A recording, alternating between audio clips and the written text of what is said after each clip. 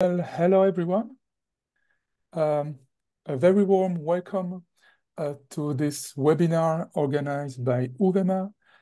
It's a great pleasure to see you here. UVEMA is a research center on cycling and active mobilities at the University of Lausanne. And my name is Patrick Rera. I'm a professor of geography of mobilities, and I'm also the co-director of the UVEMA with my colleague Ben Kaiser. So this semester, we have organized a webinar series about unpacking car-centric culture. Our idea with this webinar series is to rethink mobility, to rethink transport planning, the way streets are organized, are planned and used. And the idea, maybe we shouldn't take for granted what we see every day and what we are accustomed to. And we need to have a fresh look to envision different futures and to give space back to walking and cycling. And before giving the word to Peter Norton, who is our guest today, just to give you the next dates of this webinar series. Of the 18th of April, we will have Jan Walker from Swansea University, who will speak about motonormativity, the way the car culture and car representations and images influence our thinking and our perception of space, mobility, and cities. That talk will be in English as well. On the 2nd of May, we'll have a talk in French by Stein von Osteren. He's Dutch, and he will speak about pourquoi pas le vélo and how we can see cities differently with cycling. And on the 13th of June, Mathieu Chassignet will speak about a recurrent debate on cycling and pedestrianization in cities, which is the no parking, no business. And it will give a lot of empirical material, but various studies in the world on this assumption, or maybe I should say about this myth. But today, we have the pleasure and the honor to welcome Peter Norton. I will say a few words of introduction and presentation about Peter. He's an associate professor of history in the Department of Engineering and Society at the University of Virginia in the United States. He's a member of the University of Virginia Center for Transportation Studies, and he has been a visiting faculty member at the University of Eindhoven in the Netherlands. So Peter is the author of 2 books. I will try to show. One book here is Fighting Traffic, the dawn of the motor rage in the American city. And I have to say that I really enjoyed this book, and it made me think a lot about the way streets are organized and planned and ruled. Of course, it's mainly about the US, but it echoes a lot to what's going on in Europe and in Switzerland. And there is another book. I haven't had the time to read it yet, so I'm sure it's as good as the first one, but it's about Autonorama, the illusory promise of high-tech driving. Peter is a winner of the Usher Prize of the Society for the History of Technology, and is a frequent speaker on the subject of sustainable and equitable urban mobility. So we are very happy to have you here today, Peter. And a few words before giving you the floor, I was about to forget, but please switch off your camera to save broadbands, and to the audience, of course, not to Peter, and to the audience as well. Please use the chat to ask questions, to comments on Peter's talk, and we will gather all your comments and questions. After Peter's presentation, we'll have time for the discussion. So thank you all for being here with us today. And Peter, the floor is yours. Thank you so much, Patrick. It's a real pleasure to be with you all this morning, wherever you are around the world. Um, I want to speak about sustainable urban mobility today, and I want to begin with the fact that we frame sustainable urban mobility so often as electrifying cars, as maintaining car-centric culture, but in a more sustainable way. But I think it doesn't take an enormous amount of research or expertise to recognize that sustainable urban mobility must begin with recovering walking, as well as its related modes of cycling and walking to transit, if we're to have a sustainable urban mobility future. And of course, much more is at stake besides sustainability, but perhaps that attribute can stand in for others. I chose this photograph from 1923 as a starting point because it captures a transformation that I don't think we understand very well or remember very well. This mother is teaching her children how to use the streets themselves safely, including a child who is perhaps 3 years old. And this is a perspective that's now almost completely alien in the US and frankly over much of the world, where we would regard a mother as irresponsible if she thought that her children could navigate their own streets safely. This is emblematic of a transformation in urban mobility that I don't think we understand very well, and I don't think we can get to a more sustainable and humane and equitable and healthful urban mobility future until we better understand this transformation. Um, I want to make four essential points today, and you can see them there on the table of contents. I'm beginning with an introduction, and I want to begin with Switzerland. Nebelspalter from Zurich is a satirical magazine. This is a 1957 cover, illustrating that car domination is not particular to the United States by any means, and this is already satirizing it. 67 years ago, this cover is from 67 years ago yesterday, March the 13th, 1957. And inside of this issue of Nebelspalter, we see this cartoon capturing the paradox, the irony that with fast mobility in the form of car mobility, we have also a kind of loss, a loss of mobility, as this cartoon illustrates for us. So this is a world phenomenon. I want to, over the course of these four chapters of my talk today, make 5 points. Mobility is not equal to speed or distance traveled. I don't think we can understand the status quo apart from time. We need to understand the present relative to the past. Otherwise, we almost inevitably look at the present as a more normal status quo than it really is. In fact, I don't think we understand how we got to the status quo that we have today. We need to see the status quo within the dimension of time. And when we don't, I find that we constantly misattribute the status quo to these phenomena, whether it's mass preferences or technological evolution or any of the others in between.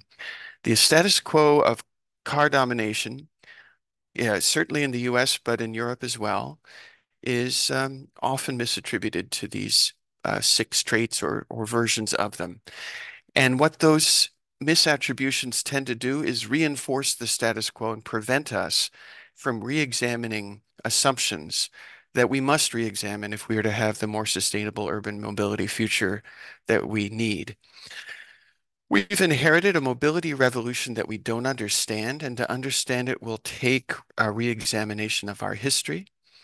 And to perceive the alternatives that lie before us, we will have to uh, recover the experience that we have lost in the form of this lost history. After all, wisdom is the product of experience, and we can think of collective experience as history, hence my stress on the necessity of a historical perspective. Now, apart from this Swiss example, my focus will be on the US for the rest of this talk, but of course, there are versions of this story all over the world. I want to begin with a lesson about history that I took from this 1932 book by Carter Woodson. He was the son of enslaved parents, formerly enslaved parents. He was born about 40 kilometers south of where I am right now in Virginia. And in this book from 1932, Carter Woodson argued that a future of racial justice could not be achieved until an inherited version of history was re-examined, versions of history that were used to legitimize and justify racial inequality, white supremacy, disenfranchisement of Black voters, and extreme segregation. The argument that Carter Woodson made in this book was that we cannot have the better future we need until we correct inherited versions of the past, because those inherited versions of the past legitimized the very status quo that Carter Woodson was trying to challenge. Now, that basic principle, I think, applies to a great many other social phenomena, including car culture or car domination. Um, History, I argue in this first chapter of my talk now, is inevitable. The trouble is, when we don't know the history that we're dealing with, we inevitably deal with um, false versions of it, constructed versions of it, or versions of it that justify the status quo. What we have to do instead is recover the history that we have lost, and that will let us re-examine the status quo um, and see it for what it really is, and thereby reveal to us alternatives that we don't necessarily include today. If you were to come to Washington, D.C., which is about 100 miles north of where I am now, you could go to this museum. It's the National Museum of American History. It's funded by the public, so it's free to attend. It's free to visit. In this museum, you would find an exhibit in the General Motors Hall of Transportation, funded by General Motors, that would tell you, in effect, that the status quo of car domination in the US, which is quite extreme, is in fact the result of popular preferences, democratic choices, consumer demand, and what is often called here a love affair with the automobile. This is an account of car domination in the US that says while it may be irrational, in a free society, we must honor the preferences of the majority, and that's why we have car domination in this country. This is a version of the history of the automobile here that justifies the continued expansion of car infrastructure at extraordinary cost and in plain contradiction of our climate trajectory. It's also a false version of history. This version of history that says we have in this country a love affair with the automobile began as a marketing campaign by General Motors in 1957 that said the US has a love affair with Chevrolet, but within a few years, this thesis was extended to apply to all automobiles.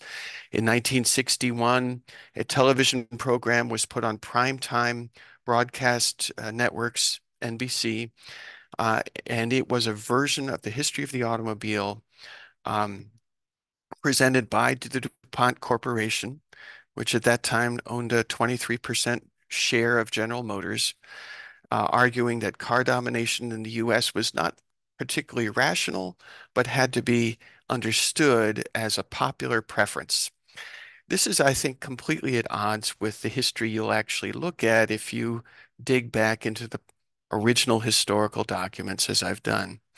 Now, if you look at current expert reports, you will find that this thesis is accepted without question over and over again in the expert reports of public transportation, state and federal transportation authorities today. So in this report, which is from California Department of Transportation, we see that the main reason why Californians won't take transit is that they prefer to drive. This preference thesis, which is a version of the love affair thesis, is ubiquitous, even in authoritative, expert, publicly funded reports like these. Americans prefer to drive. These are pretty extraordinary claims, given the fact that very often there are no practical alternatives. In other words, what these expert reports do is they observe practices and interpret them as essential preferences, as if practices are occurring in environments of good choices. And of course, in this country in particular, they are not. These are uh, these are indications that this love affair thesis pervades our official transportation discourse today. And this begins with this love affair thesis from 60 to or more years ago. We even see versions of this thesis affecting reports where, for example, the value or the cost of delay to pedestrians is valued at less than the cost of delay to drivers, even though actually doing anything about delay for drivers costs much more than anything you can do for delay for pedestrians.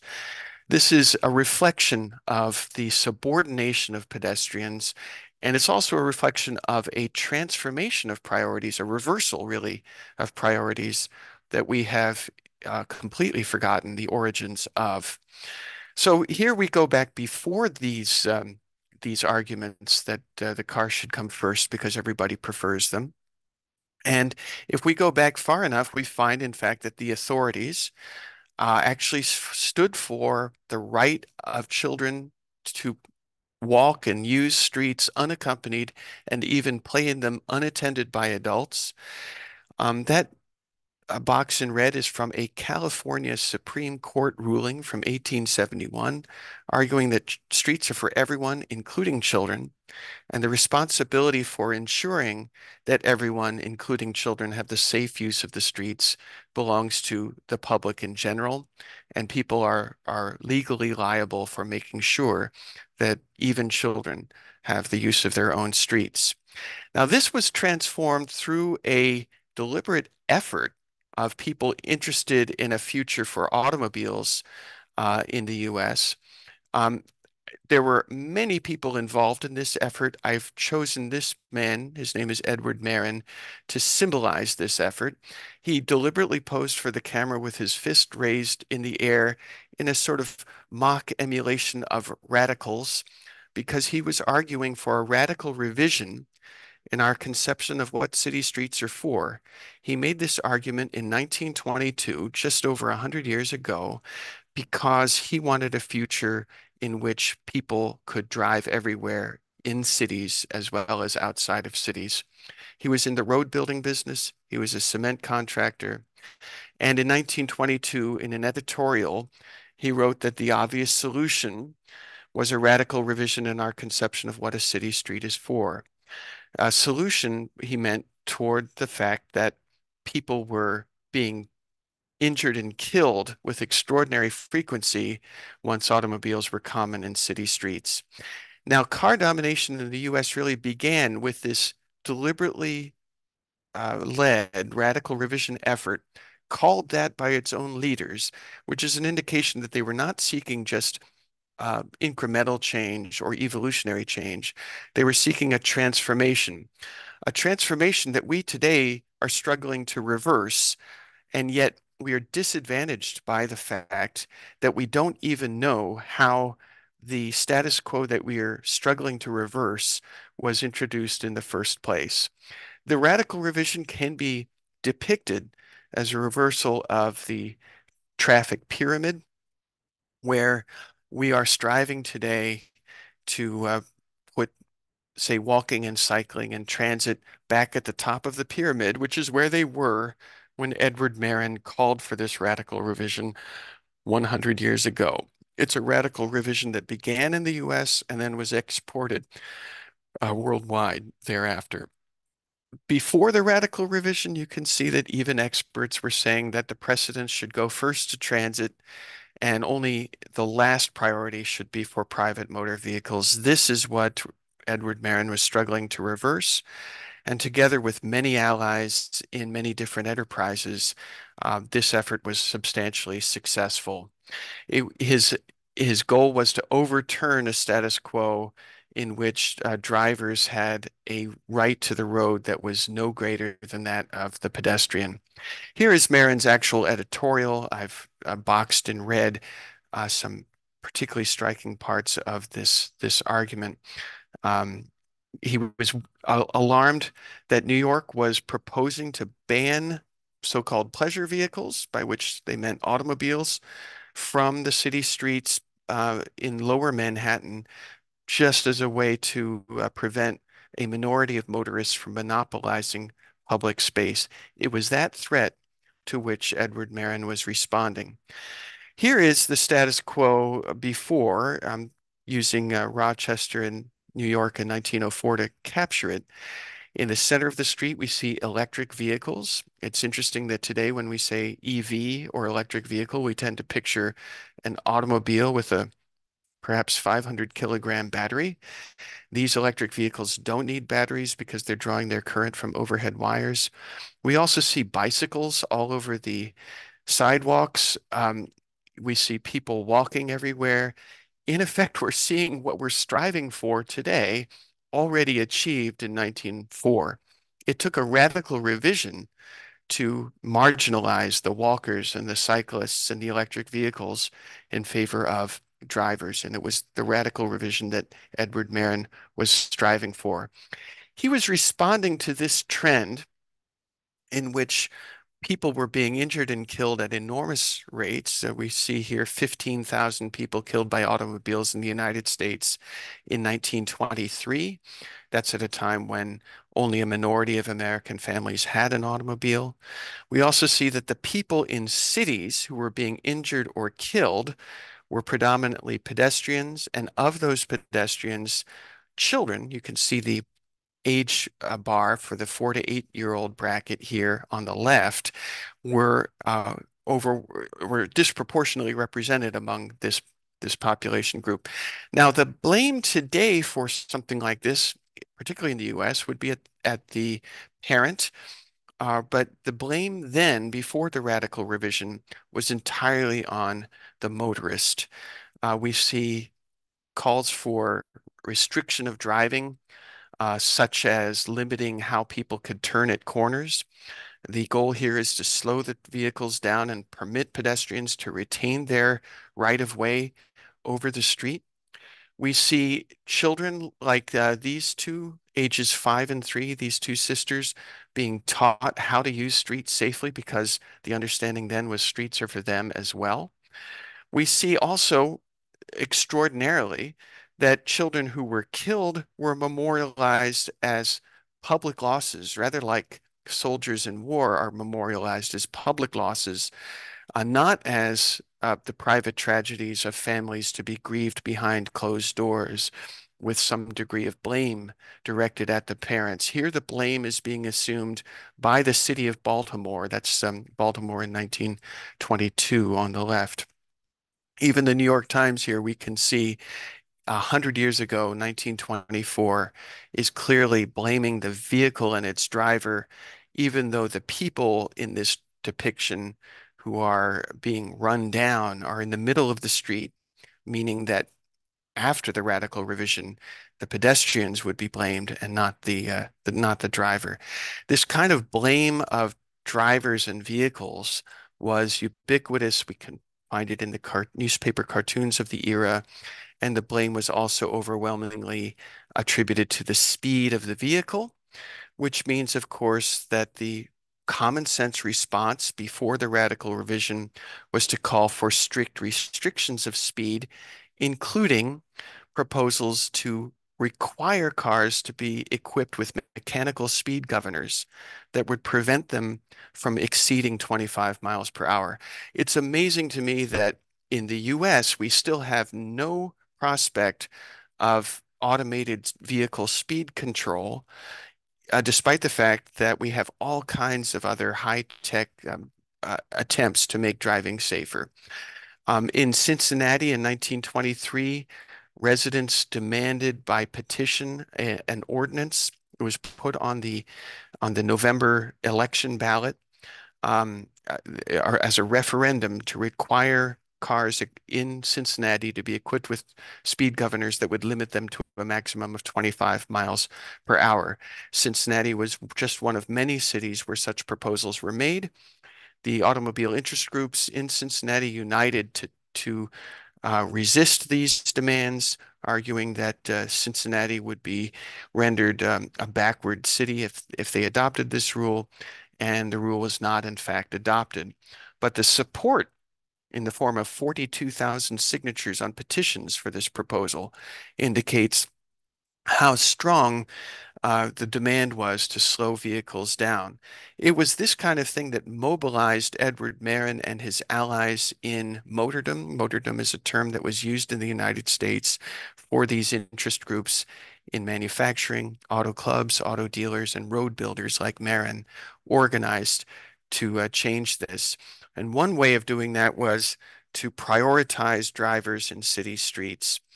In Los Angeles in 1924, automobile interest groups wrote up a new traffic ordinance that was supposed to give priority to drivers.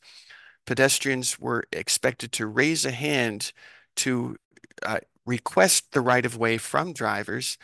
This cartoon from the Los Angeles Times is implying that raising your hand is not going to be enough to slow down Los Angeles drivers.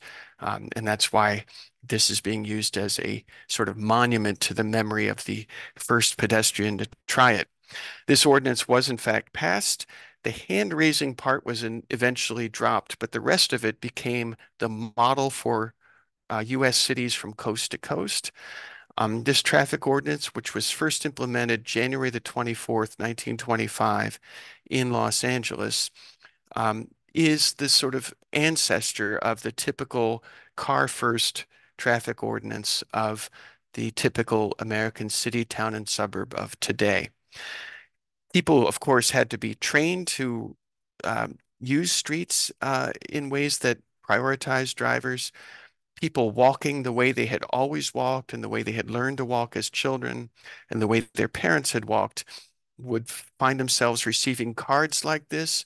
Automotive interest groups got Boy Scouts to hand out cards like the one that you see on the left to sort of re-educate people for the motor age. A big part of this effort was in schools, where children learn, for example, that the street is for autos. This is a coloring page. A child with crayons could color in the picture on the bottom. They were supposed to use the top picture as a model, and every time the child's eyes passed over the text in the middle, the child learned the street is for autos, which incidentally was a very radical idea in 1925 when this cartoon or when this coloring page was used. This revolution was also had nothing to do with majority preferences.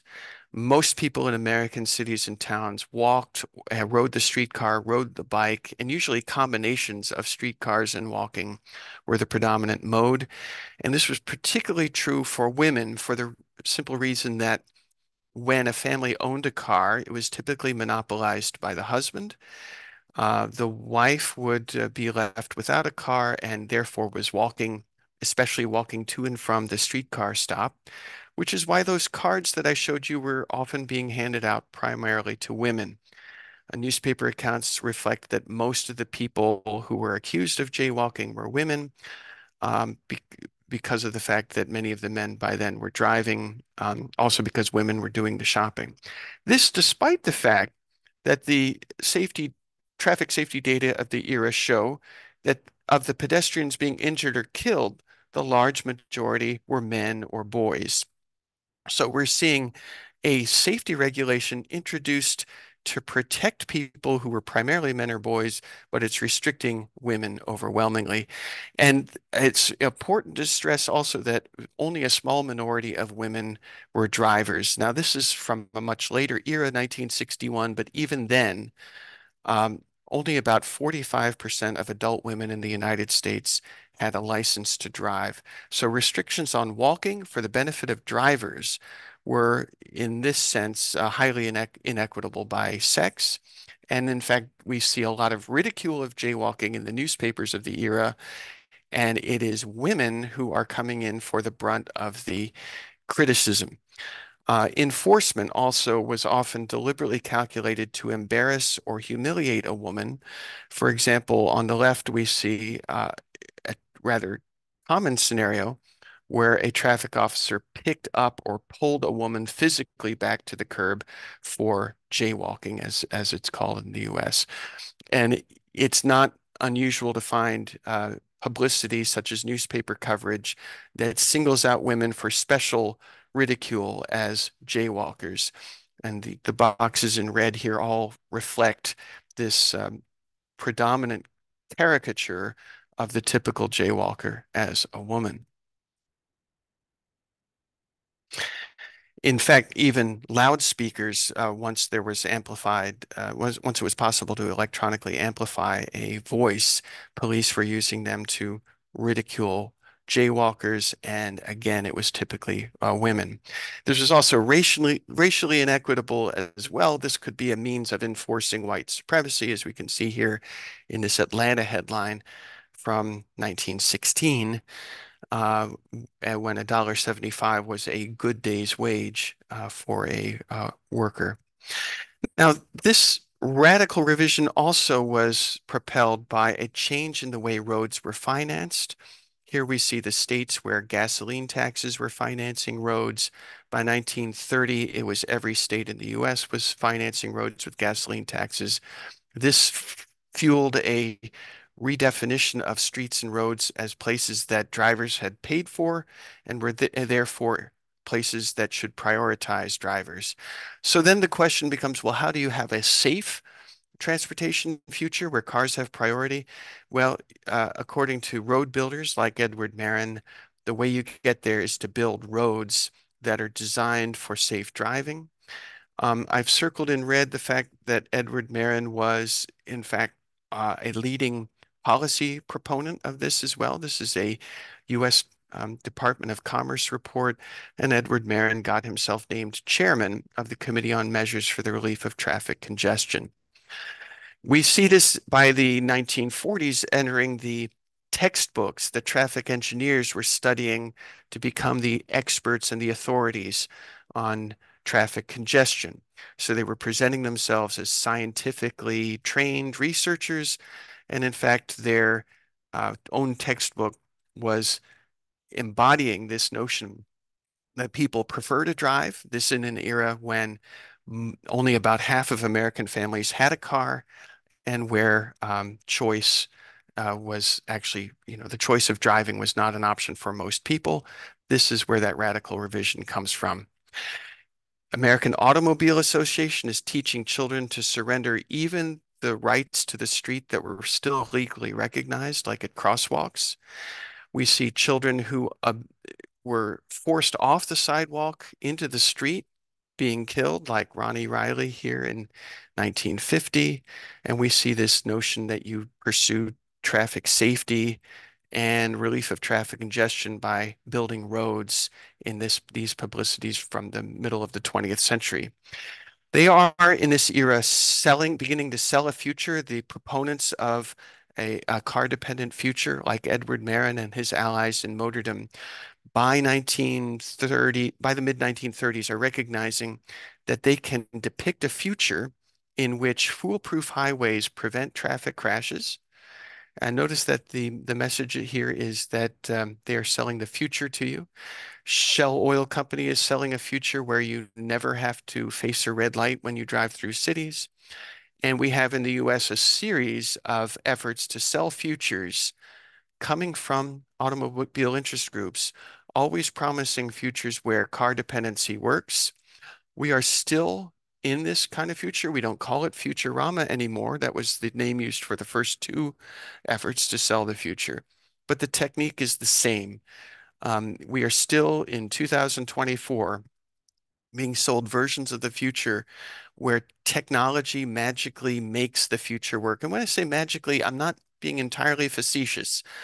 Arthur C. Clarke, the famous scientist and science fiction writer, explained this very well in 1968, why we tend to let uh, technology distract us and convince us that we can do anything with amazing technology. He explained this as any sufficiently advanced technology is indistinguishable from magic. And by this, he means it can make the impossible seem possible. We are still falling for this elementary fallacy in 2024 as much as we ever have been. And I think we have to escape this effect if we are to have a chance at getting this right. I think the way we escape it is through history. Now, there's some very well-known history, like the history of the Netherlands' rebellion against car domination of especially the 1970s. This picture's from Amsterdam in 1972, and probably everyone in this audience is acquainted with the fact that Dutch citizens rebelled against car domination, demanding streets safe for pedestrians, for cyclists, and for children. Um, Many of you will have heard of the movement called Stop the Kindermoord. What we don't know, though, is that the US had the same kind of history earlier. Here's the same kind of protest 20 years earlier in Philadelphia. You can't find these pictures anywhere in any scholarly publications. I had to dig these up in archives, but they were very common. The kind of movement you see on the left, in which parents, especially mothers, with their children, are illegally blocking streets to demand safer mobility, safer streets for walking, safer streets for children, safer streets for walking. I find these in every American city I look at when I dig around in the archives. This is suburban Los Angeles. The man on the far left lost his son, who was killed on this road, and they're demanding slower traffic, safer streets. In 1958, Philadelphia in 1972, they're demanding safer streets for children. Camden, New Jersey in 1976, people demanding slower driving, walkability. This is a history we in the US have completely lost. If we can reconnect with it, we can challenge this notion that there's a love affair with the automobile, challenge what Edward Marin tried to persuade us is the case when he proposed this radical revision. It's this radical revision, incidentally, that explains why the US does not share in these trends we see for these four countries, where you see declining pedestrian fatality rates on a per 100 million kilometers walked basis from 2000 to 2018. If I put the US into this bar chart, it looks like this. And it's not only not going down, it's also vastly higher. It's just not safe to walk in the US. We have completely neglected this.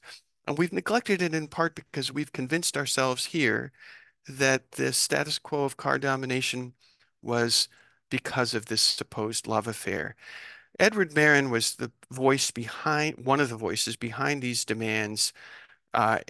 Yet, ironically, he himself was killed by the very effort that he was calling for. He said that if you build express highways everywhere, then you will make transportation safe.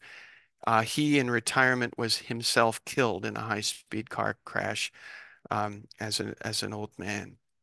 This is what happens when we try to have car domination and eliminate traffic accidents by building highways. I want to conclude with by connecting the effort we still are waging here to defeat traffic accidents by ever greater road capacity. Many of you will recognize Rachel Carson, the author of Silent Spring. And in this book, Rachel Carson argued that the chemical war is never won for reasons I think you all understand. You don't eliminate insect pests by adding ever more toxic chemicals to the environment because they adapt while you poison your own environment. Now, this principle, I think, is equally applicable to traffic congestion. We can never eliminate traffic accidents or traffic congestion, by ever expanding road capacity, because all this does is encourage more driving. That means more risk exposure and more congestion as a result. We in the US are still pursuing this, and to some degree, countries around the world still are as well. What I think we need to do instead is recognize that we are the heirs of a radical revision. That I'm not putting those words on it. Those were the words of the leaders of this effort. That radical revision reversed the traffic pyramid. We need to reverse it again. And I think if we recover lost history, we can do that. Lost history, such as the history I'm trying to exemplify with this picture. What this lost history does is help us recognize that the status quo is not the product of democratic processes, consumer demand, or mass preferences. It's the product of a calculated effort to protect the growing market for road builders and automobiles. We need to recover our lost history to challenge the radical revision that we inherited from them. And with that, I'm concluding, and I thank you very much for your interest. Thank you very much, Peter, for your talk.